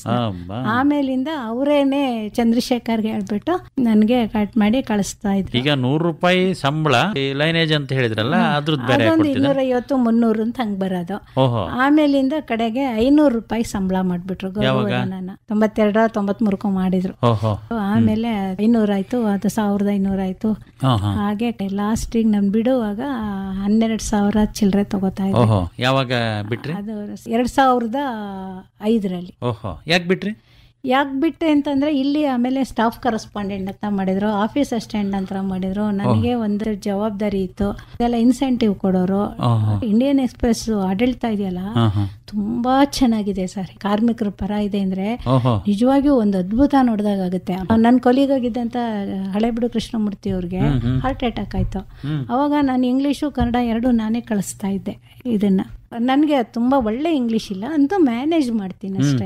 ಅಲ್ಲಿ ಭುವನ ಅಂತ ಇದ್ಲು, ಅವಳು ನಾನು ಹೇಳಿದ್ದೆ ಎಲ್ಲ ಇದು ಮಾಡ್ಕೊಳ್ಳೋಳು ಮಾಡೋಳು. ಆಮೇಲೆ ಅವಾಗ ಅವರು ಮಡ್ರಾಸಿಂದ ಫೋನ್ ಮಾಡಿದ್ರು ನನಗೆ, ತಮಿಳು ತೆಲುಗು ಎಲ್ಲ ಸೇರ್ಕೊಂಡು ಮಾತಾಡಿದ್ರು ಅವರು. ನಾನು ಏನೇನೋ ಉತ್ತರ ಕೊಟ್ಟೆ. ಆಮೇಲಿಂದ ಹೇಳ್ದೆ, ಹಿಂಗೆ ಅವ್ರು ಹಾರ್ಟ್ ಅಟ್ಯಾಕ್ ಆಗಿದೆ, ಹಾಸ್ಪಿಟಲೈಸ್ ಆಗಿದ್ದಾರೆ, ಈಗ ನಾನೇ ಕಳಿಸ್ತಾ ಇದ್ದೀನಿ, ಹಾಗಾಗಿ ಅದು ನಾವು ಇವ್ಯಾಲ್ಯೂಯೇಷನ್ ಮಾಡ್ಕೋಬೇಕಾಗಿತ್ತು. ಆ ಇವ್ಯಾಲ್ಯೂಯೇಷನ್ ನಾನು ಮಾಡಿರ್ಲಿಲ್ಲ, ಅದಕ್ಕೆ ಅವ್ರು ಪ್ರಶ್ನೆ ಮಾಡಿದ್ರು. ಆಮೇಲೆ ಹೀಗಿದೆ ಸರ್, ಅದಕ್ಕೆ ನಾನು ಮಾಡಿಲ್ಲ, ಅವ್ರ ಕೆಲಸ ಇದು, ನಾನು ಮಾಡ್ತಾ ಇರೋದು ಅಂತ. ಆಗ ಅವರು ಹೇಳಿದ್ರು, ಇವು ಹಾರ್ಟ್ ಅಟ್ಯಾಕ್ ಆಗಿದೆ ಅಂದ್ಬಿಟ್ಟು ಎಲ್ಲ ಆಸ್ಪತ್ರೆ ಖರ್ಚು ಎಲ್ಲ ಅಲ್ಲಿಂದಾನೇ ಮೇಂಟೈನ್ ಮಾಡಿದ್ರು. ಗೊತ್ತಾ, ಅದ್ಭುತವಾಗಿದೆ ಗೊತ್ತಾ ಅಲ್ಲಿದ್ದು ಕಾರ್ಮಿಕ ನೀತಿ ಮಾತ್ರ. ಪತ್ರಿಕಾ ಕ್ಷೇತ್ರ ನೀವು ಶುರು ಮಾಡಿದ್ದು 75ರಲ್ಲಿ. ಜೀವನ ಯಾರದು ಶಾಶ್ವತ ಅಲ್ಲ ಅಲ್ವಾ? ಜೀವನ ಶಾಶ್ವತ ಅಲ್ಲ. ನಮ್ಮ ಬದುಕಿನ ನಡೆಯಲ್ಲಿ ಮಾನವೀಯತೆಗೆ ಮಾತ್ರ ನಾವು ಇಂಪಾರ್ಟೆನ್ಸ್ ಕೊಡ್ಬೇಕು ಅಂತ ಅನ್ಸುತ್ತೆ. ನಮ್ಮ ಕೆಲಸಗಳು ಹೇಳುತ್ತೆ. ಹಾಗಾಗಿ ನನಗೆ ಮೊದಲು ನಮ್ಮ ಅಜ್ಜಿ ಮನೆಯಲ್ಲಿದ್ದಾಗ ನಮ್ಮ ಅಜ್ಜಿ ಪಾಪ ಅವರು ಹೆರಿಗೆ ಮಾಡೋರು, ಜಾತಿ ಮತ ಪಂಥ ವರ್ಗ ಭೇದ ಇಲ್ಲದೆ ಮಾಡೋರು. ಒಂದು ಊರು ಅಂದ್ರೆ ಎಲ್ಲಾ ಜಾತಿ ಜನನು ಇರ್ತಾರೆ. ಅವ್ರು ಎಲ್ಲಾರ ಮನೆಗೂ ಹೆರಿಗೆ ಹೋಗೋರು. ಅವ್ರು ಎಷ್ಟು ಫ್ಲೆಕ್ಸಿಬಲ್ ಅಂದ್ರೆ ಬೇರೆಯವರಿಗೆ ತೊಂದರೆ ಕೊಡದಲ್ಲೇ ಇರೋದು. ನಮ್ಮ ಅಪ್ಪನ ಸ್ವಭಾವನೂ ಹಾಗೆ. ಅವ್ರ ಆಚಾರ ವಿಚಾರ ಇಟ್ಕೊಂಡ್ರು ನಮ್ಗೆ ಯಾರಿಗೂ ಯಾವತ್ತೂ ತೊಂದರೆ ಕೊಡ್ಲಿಲ್ಲ. ತುಂಬಾ ಜೀವನದಲ್ಲಿ ಪರಿಣಾಮ ಬೀರ್ತು ನಮ್ಗೆ. ಅವರು ದೇಹವನ್ನ ದಂಡಿಸಿ ಬೇರೆಯವ್ರಿಗೆ ಸಹಾಯ ಮಾಡೋದಿದೆಯಲ್ಲ, ಅಲ್ಲಿದ್ದು ಮಾನವೀಯತೆ ಮಾತ್ರ. ಅದರಲ್ಲೂ ಹೆಣ್ಣು ಮಕ್ಕಳಿಗೆ ಹೆರಿಗೆ ಅಂತದ್ದು ಅವ್ರಿಗೆ ಮುರು ಹುಟ್ಟೋದು. ಆಮೇಲೆ ಅದ್ರ ಜೊತೆಗೆ ಅವ್ರ ಏನ್ ಮಾಡೋರು ಅಂದ್ರೆ 1 ತಿಂಗಳು ಕಾಲ ಯಾರಿಗೆ ಹೆರಿಗೆ ಮಾಡಿರ್ತಾರೆ ಅವ್ರಿಗೆ ದಿನ ನೀರ್ ಹಾಕೊಡೋರು, ಮಗ ಸ್ನಾನ ಮಾಡಿಸ್ಕೊಡೋರು. ಕೃಷ್ಣಾಬಾಯಿ ಅಂತ ಮೆಡಿಕಲ್ ಸರ್ಜನ್ ಇದ್ರು, ಹಾಸನಲ್ಲೂ ಇದ್ರು, ಅವರು ತೀರ್ಥಹಳ್ಳಿಲಿ. ಅವರಿಗೆ ಅಜ್ಜಿ ಔಷಧಿ ಮಾಡ್ಕೊಟ್ಟಿದ್ರು. ಯಾವ್ದಾದ್ರು ಹೆರಿಗೆ ಕೇಸು ಕ್ರಿಟಿಕಲ್ ಆಯ್ತು ಅಂದ್ರೆ ಇವ್ರನ್ನ ಕರೆಸ್ಕೊಳ್ಳೋರು. ಅಜ್ಜಿ ಹೆಸರೇನಂದ್ರೆ ಪಾರ್ವತಮ್ಮ ಅಂತ, ಚಿತ್ರಗುಟ್ಟಿಗೆ ಪಾರ್ವತಮ್ಮ ಅಂತ. ಎಷ್ಟು ಹೆರಿಗೆಗಳನ್ನು ಮಾಡಿಸಿ, ಅದೇ 1000 ಹೆರಿಗೆ ಮಾಡಿಸಿದ್ದಾರೆ. ಅದ್ರಲ್ಲೂ ಎನ್ನಾರ್ಪುರ ಸುತ್ತಮುತ್ತಲ ಎಲ್ಲಾರ ಮನೆ ಹೆಣ್ಣು ಮಕ್ಳಿಗೂ ಅಜ್ಜಿನೇ ಹೆರಿಗೆ ಮಾಡಿಸಿರೋದು. ಅವ್ರ ಜಾತಿ ಮತ ಇವ್ರ ಸಾಬ್ರೋ ಇವ್ರು ಅಂತ ಏನಿಲ್ಲ. ನಮ್ಮ ಅಜ್ಜಿ ಸತ್ತಾಗ ಇವ್ರು ಮುಸ್ಲಿಮ್ಸ್ ಅಲ್ಲಿ ಮಾಡ್ತಾರಲ್ಲ, ಹಂಗೆ ಹೆಗ್ಲು ಕೊಟ್ಕೊಂಡು ಹೋಗ್ಬಿಟ್ರು. ನಮ್ಮ ಮಾವಂಗ್ ಹೇಳರಂತೆ, ನೋಡಿ ಅವ್ರ ಊರ್ ತಾಯಿಯವರು, ನೀವು ನಮ್ಗೇನು ರಿಸ್ಟ್ರಿಕ್ಷನ್ ಹೇಳಕೊಡುದು, ನೀವು ಅಲ್ಲಿ ರಿಮಿಷನ್ ಮಾಡುವಾಗ ನೀವೇನಾದ್ರು ಮಾಡ್ಕೊಳ್ಳಿ, ನಾವು ಅಮ್ಮನ್ ನಾವು ಕರ್ಕೊಂಡು ಹೋಗ್ಲೇಬೇಕು ಅಂತ ಅಂದ್ಬಿಟ್ಟು ಇದ್ ಮಾಡಿದ್ರಂತೆ. ಅಂತ ಒಂದು ಅಜ್ಜಿ. ಇಲ್ಲಿ ನಮ್ಮ ಮನೆಯಲ್ಲಿ ನಮ್ಮ ತಂದೆನೂ ಸ್ವಲ್ಪ ಎಲ್ಲ ಮೆಡಿಸನ್ಸ್ ಎಲ್ಲ ಮಾಡೋರು, ನಮ್ಮ ಅಜ್ಜ ಮಾಡೋರು. ಹಂಗೆ ಒಂಥರ ಊರಿನ ಉಪಕಾರಿಯಾಗಿ ಎಲ್ಲರೂ ಬದುಕಿದ್ರು. ಅದು ನಮ್ಗೆ ಒಂದು ಮಾರ್ಗದರ್ಶನ ಆಯ್ತು. ಗುಣನೂ ಬಂದಿದೆ ನಿಮ್ಗೆ. ಆಮೇಲೆ ಇಲ್ಲಿ ಬರುತ್ತೆ ಹಾಗೆ ಅದ್ರ ಜೊತೆಗೆ ಇಲ್ಲೆಲ್ಲ ಸಂಘಟನೆಗಳನ್ನ, ಲೇಖಕಿಯರ ಬಳಗ ಇರ್ಬೋದು, ಕುವೆಂಪು ಮಹಿಳಾ ಸಂಘ ಇರ್ಬೋದು, ಅಥವಾ ಪತ್ರಕರ್ತರ ಸಂಘ, ಹಂಗೆ ಎಲ್ಲದ್ರಲ್ಲೂ ಕೆಲಸ ಮಾಡಿದೀನಿ. ಎಲ್ಲರೂ ಪ್ರೀತಿ ಮಾಡಿದಾರೆ, ಅದರಿಂದ ನನಗೆ ಖುಷಿ ಅನ್ಸೋದು. ಆಮೇಲೆ ಹೇಳೋದನ್ನು ನಕ್ ಅಂತ ಹೇಳ್ತೀರಿ, ಅದು ತಪ್ಪು ಬೇರೆಯವ್ರು ಮಾಡಿದ್ರು ನಕ್ ಅಂತಾನೆ ಅವ್ರನ್ನ ತಿದ್ಲಿಕ್ಕೆ ಪ್ರಯತ್ನ ಮಾಡ್ತೀರಿ. ಈಗ ನಮಗೆ ಈ ಪತ್ರಿಕಾ ಕ್ಷೇತ್ರಕ್ಕೆ ವಿಶೇಷವಾಗಿ ಬರವಣಿಗೆಯಲ್ಲಿ ಮಹಿಳೆಯರು ತುಂಬಾ ಜನ ಇದ್ದಾರೆ, ಆದ್ರೆ ಪತ್ರಿಕಾ ಕ್ಷೇತ್ರದಲ್ಲಿ ಮಹಿಳೆಯರು ಕಡಿಮೆನೆ ಒಂದು ರೀತಿಯಲ್ಲಿ. ನಾವು ಕ್ಷೇತ್ರಕ್ಕೆ ಬಂದಾಗ ಬರೀ 8 ಜನ ಇದ್ದಿದ್ದು ಕರ್ನಾಟಕದಲ್ಲಿ. ಗಾಯತ್ರಿ ದೇವಿ, ಚಂದ್ರಪ್ರಭಾ ಅಂತ ಅವ್ರ ಹೆಸರು, ಹುಬ್ಬಳ್ಳಿಲಿ ಇದ್ರು. ಆ ತರ 8 ಅಥವಾ 10 ಜನ ಇದ್ರು ಅನ್ಸುತ್ತೆ. ಈಗಲೂ ಒಂದು 250-260 ಜನ ಇದ್ದಾರೆ ಇಡೀ ರಾಜ್ಯದಲ್ಲಿ. ದಿನಪತ್ರಿಕೆ ಮಾಡಿರುವ ಸಂಪಾದಕಿಯರು ನಾವಿರೋದೇ 21 ಜನ. ಅಂದ್ರೆ ವಾರ್ತಾ ಇಲಾಖೆ ಲೆಕ್ಕದಲ್ಲಿ 44 ಜನ ಇದೀವಿ. ಇದು ಈ ಪತ್ರಿಕಾ ಕ್ಷೇತ್ರ ನೀವಾಗಿ ಇಷ್ಟಪಟ್ಟು ಆಯ್ಕೆ ಮಾಡಿದ್ದ ಅಥವಾ ತಾವ್ ಹೇಳಿದ್ರಲ್ಲ ಏನೋ ಒಂದು ಅಚಾನಕ್ ಆಗಿ ಪ್ರವೇಶ ಮಾಡಿದ? ನನ್ನ ಬದುಕಿನ ಸಂದರ್ಭಗಳಲ್ಲಿ ಇದು ತಪ್ಪು ಅಂತ ನನ್ನ ಮನಸ್ಸು ಹೇಳಿದ್ದಕ್ಕಾಗಿ ಇದು ಬಂದಿದ್ದೀನಿ ಅಂತ ಅನ್ಕೋತಿರೋದು ನಾನು ಅಷ್ಟೇ. ಅದೇ ಹೇಳಿದ್ನಲ್ಲ, ಅವ್ರ ಕೆಲಸ ಕೊಡ್ಲಿಲ್ಲ, ಇಲ್ಲಿ ಬಂದು ಜನ್ಮಿತ್ರಕ್ಕೆ ಸೇರ್ಕೊಂಡೆ. ಮತ್ತೆ ನೀವು ಬಿಡ್ಲೇ ಇಲ್ಲ ನೋಡಿ ಅಲ್ವಾ, ಒಂದು ಪತ್ರಿಕೆನ ಬಿಟ್ಟರು ಇನ್ನೊಂದು ಪತ್ರಿಕೆ, ಮತ್ತೊಂದು ಪತ್ರಿಕೆ, ನಿಮ್ದಾದ ಪತ್ರಿಕೆ, ಮತ್ತೆ ಅದು ಬರವಣಿಗೆ ಅನ್ನೋದು ಮಾಡ್ತಾ ಹೋಗ್ತದ್ರಿ. ಈಗಲೂ ವರದಿಗಾರಿಕೆ ಮತ್ತು ಬರವಣಿಗೆ ಮಾಡ್ತೀವಿ. ಆದ್ರೆ ಇದುವರೆಗೂ 2 ಲಾಯರ್ ನೋಟಿಸ್ ಬಂದಿದೆ. ಒಂದೇ ಒಂದು ಕೇಸ್ ಆಗಿದ್ದು ಅದು ಇದಾಯ್ತು. ಒಂದು ಕೇಸಲ್ಲಿ ಇಂಡಿಯನ್ ಎಕ್ಸ್ಪ್ರೆಸ್ ಅಲ್ಲಿ ನಮ್ಮನ್ನ ಎಲ್ಲಾರನ್ನೂ ಪಾರ್ಟಿ ಮಾಡಿದ್ರು. ವಿವೇಕ್ ಗೋಯಿಂಕ ಇಂದ ಹಿಡಿದು ವಿವೇಕ ಶಂಕರ ನಾಯರು, YN ಕೃಷ್ಣಮೂರ್ತಿ, ಆಮೇಲೆ ಇನ್ನೊಬ್ರು ನ್ಯೂಸ್ ಎಡಿಟರು ಕೃಷ್ಣಮೂರ್ತಿ, ನಾನು 6 ಜನನ ಪಾರ್ಟಿ ಮಾಡಿದ್ರು. ನನ್ನ ಹತ್ರ ಇದ್ದು ಸಾಕ್ಷಿ ಎಲ್ಲ ತಗೊಂಡೋಗಿ ನಾನು ಹೇಳಿದ್ನಲ್ಲ, ಕಾರ್ಬನ್ ಕಾಪಿ ಜೆರಾಕ್ಸ್ ಇಲ್ವೇ ಇಲ್ಲ, ಕಾರ್ಬನ್ ಕಾಪಿ ಇಡ್ತಾ ಇದ್ದೆ, ಎಲ್ಲ ಡೈರಿ ಬರೀತಾ ಇದ್ದೆ. ಆಮೇಲೆ ಯಾವುದನ್ನಾದ್ರೂ ಯಾರದ್ದು ಹತ್ರ ತಗೊಂಡ್ರೆ ಇಬ್ರು ಸಾಕ್ಷಿ ಒಂಥರ ಮರ್ಜರ್ ಟೈಪ್ ಮಾಡ್ಕೋತಾ ಇದೆ. ಯಾವ್ದಾದ್ರು ಕ್ರಿಟಿಕಲ್ ಪೊಸಿಷನ್ ಅಂದ ತಕ್ಷಣ ಇಬ್ರನ್ನ ಸಾಕ್ಷಿ ಹಾಕೋದು, ಬರ್ದವನದ್ದು ಹಾಕಿಸ್ಕೊಳ್ಳೋದು ಎಲ್ಲ ಮಾಡ್ತಾ ಇದ್ದೆ. ದುಡ್ಡು ಕೊಟ್ಟಿದ್ದು ಅದಕ್ಕೆಲ್ಲ ತರಬೇತಿ ಕೊಟ್ಟಿದ್ರೆ ನಾವು ಪತ್ರಿಕೆ ತರಬೇತಿನಕ್ಕಿಂತ ಹೆಚ್ಚಾಗಿ ಅದು ಏನೋ ನಮ್ಮ ಮನೇಲಿ ನಮ್ಮಪ್ಪ ಶಾನ್ಭೋಗ್ರು ಇದ್ರಲ್ಲ, ಶಾನ್ಭೋಗ್ರು ಬುದ್ಧಿ ಇರ್ಬೋದು, ಹಂಗೆ ಆ ತರ ಮಾಡ್ಕೋತಾ ಇದ್ದೆ. ಇಂಡಿಯನ್ ಎಕ್ಸ್ಪ್ರೆಸ್ ಅಲ್ಲಿ ಅಷ್ಟು ದೊಡ್ಡ ಕೊಠಡಿ ಇದೆ ಅಂತಾನೆ ಗೊತ್ತಿರ್ಲಿಲ್ಲ. ಕರ್ಕೊಂಡೋಗಿ ಸುಮಾರು 2 hours ನಿಲ್ಸಿದ್ರು ನನ್ನನ್ನು. ಏನು 24 ಗಂಟೆ ಟೈಮ್ ಕೊಟ್ಟು ನಿಮ್ ಟರ್ಮಿನೇಟ್ ಮಾಡ್ತೀವಿ ಅಂತ ಹೇಳಿ ಕಳಿಸ್ಕೊಂಡಿದ್ರು. ಆಮೇಲೆ ನನ್ನ ಹತ್ರ ಇದು ಸಾಕ್ಷಿ ಎಲ್ಲ ನೋಡ್ಬಿಟ್ಟು ಎಲ್ಲ ನೋಡಿ ಒಂದೇ ಪದ ಹೇಳಿದ್ರು, ಗೋ ಹೆಡ್ ಅಂತ ಹೇಳಿದ್ರು. ನಾನು ಬರ್ದಿದ್ದೆಲ್ಲ ಯಥಾವತ್ ಪ್ರಕಟ ಆಗ್ತಾ ಇತ್ತು. ನಾನು ಕಾರ್ಬನ್ ಕಾಪಿ ಇಟ್ಟಿದ್ರಿಂದ ನಾನು ಉಳ್ಕೊಂಡೆ, ಸೇಫ್ ಆದೆ. ಆಮೇಲೆ ನಾನು ಹೇಳಿದ್ನಲ್ಲ ಆಡ್ ಏಜೆನ್ಸಿ ಅಂತ, ಅದು ಅಷ್ಟೇ. ನಾನು ಒಂದೊಂದು ತಿಂಗಳದನ್ನ ಮಾತ್ರ ಅವ್ರಿಗೆ ದುಡ್ಡು ಕಳಿಸ್ತಾ ಇದ್ದೆ ಬಂದಿದ್ದನ್ನ. ಒಂದೇ ಒಂದು ಸೆಲ್ಫ್ ಚೆಕ್ ಹರಿದಿಲ್ಲ ನನ್ನ ಜೀವನದಲ್ಲಿ. ಇಂಡಿಯನ್ ಎಕ್ಸ್ಪ್ರೆಸ್ ಮಾನಸಿ ಏಜೆನ್ಸೀಸ್ ಮಾಡಿದ್ವಲ್ಲ, ಒಂದು ಸಿಂಗಲ್ ಸೆಲ್ಫ್ ಚೆಕ್ ಹರಿಲಿಲ್ಲ, ಎಲ್ಲ ಅವ್ರಿಗೆ ಕೊಡ್ತಿದ್ದೆ. Indian Express, Kannadaprabha, the Hindu, Janavahini, Janamitra, Janata Madhyama, ಇಷ್ಟಕ್ಕೆ ನಾನು ಅಧಿಕೃತ ಅಡ್ವರ್ಟೈಸರ್ ಆಗಿದ್ದೆ. ಆದ್ರೆ ಅದೇನು ಅಜ್ಜಿ ನುತ್ತಿದ್ದ ಅಜ್ಜಿ ನುಡ್ದಾದನಕ್ಕೆ ಹಂಗೆ ನಾವು ಏಜೆನ್ಸಿ ತಗೊಂಡ್ಬಿಟ್ಟು ನಮ್ಮ ದುಡಿಮೆ ಎಲ್ಲ ಅಪೋಷಣ ತಗೊಂಡ್ಬಿಡ್ತದೆ. ಓಹೋ, ನೀವು ಪತ್ರಿಕಾ ಕ್ಷೇತ್ರಕ್ಕೆ ಬಂದಿದ್ರಿಂದ ನಿಮ್ಮ ಅನುಭವವನ್ನ ಹೇಗೆ ಒಟ್ಟಾರೆ ಕ್ರೋಢೀಕರಣ ಮಾಡಿ? ನನಗೆ ತುಂಬಾ ಸಂತೋಷ ಇದೆ. ನನಗೆ ಯಾಕಿದೆ ಅಂದ್ರೆ, ಯಾರಿಗಾರು ಹೆಲ್ಪ್ ಮಾಡ್ಬೇಕಾದ್ರೆ ನಮ್ಮಿಂದಾನೇ ಮಾಡಕ್ಕಾಗೋದು, ಯಾರು ಪ್ರಶ್ನೆ ಮಾಡಕ್ಕಾಗಲ್ಲ. ನಾವ್ ಯಾರಿಗಾರು ಒಬ್ಬ DC ಇರ್ಬೋದು, SP ಇರ್ಬೋದು, ಯಾರಿಗಾದ್ರೂ ನೇರವಾಗಿ ಹೇಳ್ಬೋದು. ನಮ್ಗೆ ವೃತ್ತಿ ಇದೆಯಲ್ಲ, ಅದು ತಂತಿ ಮೇಲಿನ ಸರ್ಕಸ್. ಏನ್ ಮಾಡ್ಬೇಕಾದ್ರೂ ಒಬ್ಬರ ಹತ್ರ ಮಾತಾಡ್ಬೇಕಾದ್ರೂ 10 ಸತಿ ಯೋಚನೆ ಮಾಡ್ಬೇಕು. ಈಗ ನಿಮ್ಮ ಹತ್ರ ಮಾತಾಡ್ತಿದ್ರು ನಾನು ಏನ್ ಮಾತಾಡ್ಬೋದು, ಹೇಳಕ್ಕಾಗಲ್ಲ. ಹಂಗೆ ನಮ್ದು ಬ್ಲಾಕ್ ಅಂಡ್ ವೈಟ್ ಅಲ್ಲಿ ಬರುವಂತದ್ದು, ಏನೋ ಸುಳ್ಳು ಹೇಳಕ್ಕಾಗಲ್ಲ. ಈಗ ಹೊಸದಾಗಿ ಪತ್ರಿಕಾ ರಂಗಕ್ಕೆ ಬರೋರ್ಗೆ ನಿಮ್ಮ ಸಲಹೆ ಏನು? ನಮ್ಮ ಸಲಹೆ ಅಂದ್ರೆ, ಒಂದು ವೃತ್ತಿಗೆ ಬರ್ಬೇಕಾದ್ರೆ ಅದ್ರಲ್ಲಿ ಅವರಿಗೆ ಕಮಿಟ್ಮೆಂಟು, ಬದ್ಧತೆ ಇರಬೇಕು. ಆಮೇಲೆ ಅದ್ರ ಜೊತೆಗೆ ಎಲ್ಲ ಕ್ಷೇತ್ರದ ಬಗ್ಗೆ ಪ್ರಾಥಮಿಕ ತಿಳುವಳಿಕೆ ಇರಬೇಕು. ಪ್ರಮುಖವಾಗಿ ಭೌಗೋಳಿಕ ತಿಳುವಳಿಕೆ ಇರಬೇಕು. ಅದ್ರದ್ದು ಲ್ಯಾಂಡ್ ಮಾರ್ಕ್ ಎಲ್ಲ ಇದೆಯಲ್ಲ, ಅದ್ರ ಬಗ್ಗೆ ಸಂಪೂರ್ಣ ಗೊತ್ತಿರ್ಬೇಕು, ಸಾಲದು. ಆಮೇಲೆ ಅದ್ರ ಜೊತೆಗೆ ಒಂದ್ಸತಿ ಸರಿ ಅನ್ಸಿದ್ದು ಇನ್ನೊಂದ್ಸತಿ ತಪ್ಪು ಅನ್ಸುತ್ತೆ, ಒಂದ್ಸತಿ ತಪ್ಪು ಅನ್ಸಿದ್ದು ಇನ್ನೊಂದ್ಸತಿ ಸರಿ ಅನ್ಸುತ್ತೆ. ಹಾಗೆ ನಮ್ಗೆ ಅದನ್ನ ಇವ್ಯಾಲ್ಯೂಯೇಷನ್ ಮಾಡೋದು, ನಮ್ಮನ್ನ ನಾವು ಇದ್ ಮಾಡ್ಕೊಳ್ಳೋದು ತುಂಬಾ ಅಗತ್ಯ. ಎಚ್ಚರಿಕೆ ಬೇಕು. ಆಮೇಲೆ ನಾವು ಯಾವಾಗ್ಲೂ 10 ಕಡೆ ದೃಷ್ಟಿ ಹಸೆ ಕೆಲಸ ಮಾಡ್ಬೇಕು. ಯಾರು ಹೇಳಿದ್ದನ್ನು ನಂಬಕ್ಕಾಗಲ್ಲ, ಯಾರೋ ಪರವಾಗಿ ಯಾರೋ ವಿರುದ್ಧವಾಗಿ. ಹಾಗಾಗಿ ನನ್ಗೆ ಒಂದು ಹೆಸರೇನಿದೆ ಅಂತಂದ್ರೆ, ಲೀಲಾವತಿನ ಅಷ್ಟು ಸುಲಭವಾಗಿ ಯಾರು ಕೆಲಸ ಮಾಡಿಸ್ಕೊಳಕಲ್ಲ. ಅವ್ರ ನಮ್ಗೇನೋ ಬೇಕು ಅಂತ ನಮ್ಮ ಪರವಾಗಿ ಬರ್ಕೊಡಿ ಅಥವಾ ಅವಮ್ಮ ಎಲ್ಲ ನಿಜಾನ ಹೇಳುತ್ತೆ, ಅಲ್ಲೆಲ್ಲ ಹೋಗ್ಬೇಡ್ರು ಅಂತಾರೆ. ವೃತ್ತಿ ಜೀವನದಲ್ಲಿ ಕೃಷ್ಣಮೂರ್ತಿಗಳು, ಪಾರ್ವತಿ ಕೃಷ್ಣಮೂರ್ತಿಗಳು, ಪ್ರಮುಖವಾಗಿ ಶೇಷಾದ್ರಿ, ನನ್ನ ತಳಪಾಯ ಶೇಷಾದ್ರಿ. ಆಮೇಲೆ NS ರಾಮಪ್ರಸಾದ್, YNK ಅವರು, ವಿಶ್ವೇಶ್ವರ ಭಟ್ ಅವ್ರಗಳೆಲ್ಲ, ಮತ್ತೆ ಎಲ್ಲ ಒಂಥರ ಬೆಂಗಳೂರಲ್ಲಿ ನನ್ನ ಮುಖ ನೋಡ್ದಲ್ಲೇ ಇದ್ದವ್ರಿಗೂ ನಾನು ತುಂಬಾ ಚಿರಪರಿಚಿತಳು. ಯಾಕೆ ಹೇಳಿ? ನಿಮ್ಮ ಚಟುವಟಿಕೆ, ನಿಮ್ಮ ಆಸಕ್ತಿ. ಕೆಲಸದಿಂದ ಈಗ ಬೇರೆಯವ್ರು ನೆನ್ಸ್ಕೊಳ್ತೀರಿ ನೀವು, ಅದಕ್ಕಿಂತ ಮುಖ್ಯವಾಗಿ ನೀವು ಅಷ್ಟು ಚೆನ್ನಾಗಿ ತೊಡಸ್ಕೊಂಡ್ರಿ. ಅವಾಗ ಒಂದ್ಸತಿ ಕಾವೇರಿ ಇದ್ರ ತಂಡ ಬಂದಿತ್ತು, ಅವಾಗೆಲ್ಲ ಬೆಂಗಳೂರಿಂದ ಎಲ್ಲ ಬಂದಿದ್ರು. RP ಜಗದೀಶ್ ಅವ್ರು ನನ್ನನ್ನು ಹುಡುಕೊಂಡ್ ಬಂದ್ ಪರಿಚಯ ಮಾಡ್ಕೊಂಡ್ರು. ಇನ್ನಮ್ಮ ಲೀಲಾವತಿ ಚೆನ್ನಾಗಿದ್ಯಾ ಅಂದ್ರು. ನಂಗೆ ಗಾಬರಿ, ಇವ್ರೇನಪ್ಪ ನನ್ನಿಂಗ್ ಮಾತಾಡಿಸ್ತಿದ್ದಾರೆ ಅಂತ.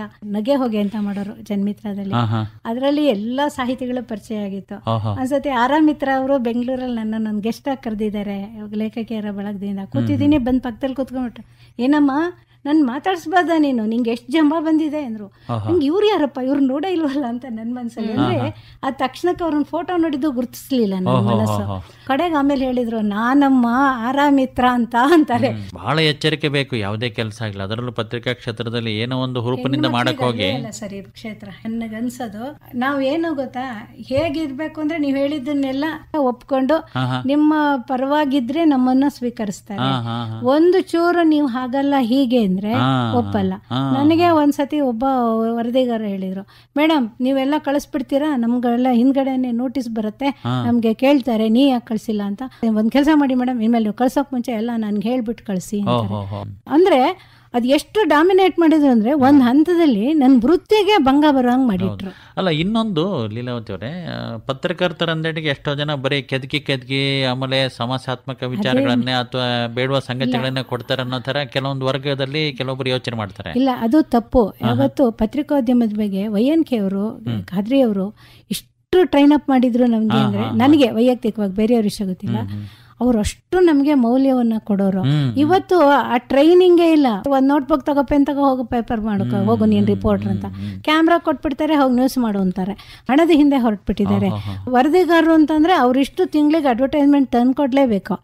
ಈ ತರ ಎಲ್ಲ ವೃತ್ತಿಲಿ ಘನತೆ ಕಡಿಮೆ ಆಗಿದೆ ಅನ್ಸುತ್ತೆ ನನಗೆ. ಪತ್ರಿಕೆಗಳು ಅಥವಾ ಮಾಧ್ಯಮಗಳು ನಡಿಬೇಕನ್ನೋ ಒಂದು ಹಿನ್ನೆಲೆ ಜಾಹೀರಾತು ಬೇಕು. ಅಲ್ಲ, ನಡಿಬೇಕು ಸರಿಪಾ. ನಮ್ಗೆ ಇವತ್ತು ಊಟ ಇಲ್ಲ ಅಂತ ಅಂದ್ಬಿಟ್ರೆ ಸಿಕ್ಕಿದೆಲ್ಲ ತಿಂತೀವ. ಅಲ್ಲ, ದುಡಿಮೆ ಅಂತಂದ್ರೆ ಏನು ಗೊತ್ತಾ, ನಮ್ಗೆ ಮೊದಲನೇದಾಗಿ ತೃಪ್ತಿ ಇರ್ಬೇಕು. ನಮ್ ಮನೆಗ್ ಬಂದಿದ್ದ ದುಡ್ಡನ್ನ ನಾನು ವಾಪಸ್ ಕಳಿಸ್ಬಿಟ್ನಲ್ಲ, ಬೇಡ ಹತ್ಕೊಂಡೋಗಿ ನೀವು ಅಂತ. ಎಲೆಕ್ಷನ್ ಟೈಮಲ್ಲಿ ಯಾರು ಕಳಿಸ್ತಾರೆ 10,000 20,000, ನನ್ನ ಜೀವನದಲ್ಲಿ ಯಾವತ್ತೂ ಮುಟ್ಟಿಲ್ಲ. ಈಗ್ಲೂ ನಾನು ನಿಮ್ಮಂತರ ಕೇಳ್ಬೇಕಾದ್ರೆ, ಸರ್ ನಿಮ್ದೊಂದು ಅಡ್ವರ್ಟೈಸ್ಮೆಂಟ್ ಹಾಕೊಳ್ಳ ಅಂತ ನಿಮ್ ಪರ್ಮಿಷನ್ ತಗೊಂಡೇನೆ ಹಾಕೋದು. ಇಲ್ಲೇ ಇದ್ರೆ ನಾನು ಹಾಕಲ್ಲ ಯಾವ ಪತ್ರಿಕೆ. ಬೇಕಾದ್ರೆ ಸುದ್ದಿ ಬರ್ಕೊಡ್ತೀನಿ, ಅದನ್ನ ಮಾಡಲ್ಲ. ಇವತ್ತು ಹೇಗಾಗಿದೆ ಅಂದ್ರೆ, ಮೀಡಿಯಾ ಅನ್ನೋದು ಸಂಪೂರ್ಣ ವಾಣಿಜ್ಯೀಕರಣಗೊಂಡಿದೆ. ಆಮೇಲೆ ನಡೆಸೋದು ಕಷ್ಟ. ಮಕ್ಕಳಿ ಪತ್ರಿಕೆ ಕೊಂಡ್ಕೊಂಡು ಹೋಗ್ತಾರ. ಸಾಮಾಜಿಕ ಜವಾಬ್ದಾರಿ ಎಲ್ರಿಗೂ ಇರೋದು. ನಮಗೆ ಆ ಬದ್ಧತೆ ಬೇಕಾಗತ್ತೆ. ಆಮೇಲೆ ಎಲ್ಲರನ್ನು ಸುಮ್ಮನೆ ಎದುರಾಕೊಳ್ಳೋದ್ರು ಅರ್ಥ ಇಲ್ಲ. ನಾವ್ ಯಾವುದೇ ಪತ್ರಿಕಾಗೋಷ್ಠಿಲಿ ಅವ್ರನ್ನ ಪ್ರಶ್ನೆ ಮಾಡಿ ವಿಷಯವನ್ನ ತಗೋಬಹುದು. ಅವ್ರು ಹೇಳಲಿಲ್ಲ ಅನ್ಕೊಳ್ಳಿ, ನಾವು ಅವ್ರನ್ನ ಅವಮಾನ ಮಾಡಬಾರ್ದು. ಯಾವ ಕಾರಣಕ್ಕೂ ಅವ್ರ ಮೇಲೆ ತಿರುಗಿ ಬೀಳೋದು, ರೇಗೋದು. ಆಮೇಲೆ 10 ಜನ ಸುಮ್ನೆ ಮೇಲೆ ಪ್ರಶ್ನೆ ಮಾಡ್ಬಿಟ್ಟು ಅವ್ರನ್ನ ಕಕ್ಕಾಬಿಕ್ಕಿ ಮಾಡೋದು, ಅವೆಲ್ಲ ಮಾಡಬಾರ್ದು. ನಮ್ಗೆ ಇಷ್ಟ ಆಯ್ತಾ ಬರ್ದ, ನಿಮಗ್ ಮನಸ್ಸಮಾಧಾನ ಇರ್ಲಿಲ್ವಾ, ನಮ್ ಪೆನ್ನೇನು ಅವ್ರು ಕಿತ್ಗಳಲ್ವಲ್ಲ, ನಮ್ಗೆ ಇಷ್ಟ ಬಂದಿದ್ ಬರದ್ರಾಯ್ತು. ಸ್ಟೇಟ್ ಲೆವೆಲ್ ಪೇಪರ್ ಇರ್ಬೋದು, ಸ್ಥಳೀಯ ಪತ್ರಿಕೆ ಇರ್ಬೋದು, ಎಲ್ಲವೂ ಅದಕ್ಕೆ ಅದ ಘನತೆ ಇದೆ. ಎಲ್ಲಾ ಎಡಿಟರ್ಸೂನು ಒಂದೇನೆ. ಆದ್ರೆ ಅವರು ದಂತಗೋಪುರದಿಂದ ಎಲ್ಲರೂ, ಯಾವುದೇ ವ್ಯಕ್ತಿ ಆಗಿರ್ಬೋದು, ಯಾವುದೇ ಕ್ಷೇತ್ರದಲ್ಲಿ ಇರ್ಬೋದು, ಸ್ವಲ್ಪ ಕೆಳಗಡೆ ಇಳದೇ ನೋಡ್ಬೇಕು. ಬಹಳಷ್ಟು ವಿಚಾರಗಳನ್ನ ಈ ಸಂದರ್ಭದಲ್ಲಿ ನಮ್ಮ ಜೊತೆಗೆ ಹಂಚಿಕೊಂಡಿದ್ದೀರಿ. ವಿಶೇಷವಾಗಿ ಮಹಿಳೆಯರು ಗಮನಿಸ್ಕೊಳ್ಳಿ, ಜೀವನ ಅನ್ನೋದು ತರ ನೋವಿನ ಸಂಗತಿ ಅನ್ಕೋಬಾರ್ದು. ನೋವು ಅನ್ನೋದು ಬಂದೇ ಬರುತ್ತೆ ಅಲ್ವಾ? ಅಲ್ಲ, ಅದನ್ನ ರಾತ್ರಿ ಮಲಗುವಾಗ ಮರ್ತು ಬಿಡ್ಬೇಕು. ನಲಿವಿನಿಂದ ಬೆಳಗ್ಗೆ ಹೇಳೋದಿಗೆ ಹೊಸ ದಿನ, ಹೊಸ ಮನುಷ್ಯ. ಒಳ್ಳೆ ಮಾತು. ತಮಗೆ ಧನ್ಯವಾದಗಳು. ನಮಸ್ಕಾರಮ್ಮ. ನಮಸ್ಕಾರ ಸರ್. ನೀವು ಇಷ್ಟು ವಿವರವಾಗಿ ನನ್ನ ಮಾತುಗಳನ್ನ ಕೇಳ್ಕೊಂಡು ಅದನ್ನ ಪ್ರಸಾರ ಮಾಡುವ ಮೂಲಕ ನೂರಾರು ಜನಗೆ, ಸಾವಿರಾರು ಜನರಿಗೆ ತಲುಪಿಸ್ತಾ ಇರುವಂತ ನಿಮ್ಮ ಈ ಕೆಲಸಕ್ಕೆ ನಾನು ಆಭಾರಿಯಾಗಿದ್ದೀನಿ. ನಮಸ್ಕಾರಗಳು ಸರ್. ಕೇಳಿದ್ರೆ, ಇದುವರೆಗೆ ಹಾಸನದ ಹಿರಿಯ ಪತ್ರಕರ್ತರಾಗಿರುವ ಲೀಲಾವತಿ ಅವರ ಸಂದರ್ಶನ ಬಿತ್ತರವಾಯಿತು. ಇಲ್ಲಿಯವರೆಗೆ ಶಾಯಿ ಸಿರಿ ಬಿತ್ತರವಾಯಿತು. ಇದು ಬರಹಗಾರರನ್ನ ಪರಿಚಯಿಸುವ ಕಾರ್ಯಕ್ರಮವಾಗಿತ್ತು. ಕಾರ್ಯಕ್ರಮ ನಿರ್ಮಾಣ ಡಾಕ್ಟರ್ ವಿಜಯ್ ಅಂಗಡಿ ಹಾಗೂ ದೀಪಾ HV. ಇದು ಹಾಸನ ಆಕಾಶವಾಣಿ ಕೇಂದ್ರದಿಂದ ಪ್ರಸಾರವಾಯಿತು.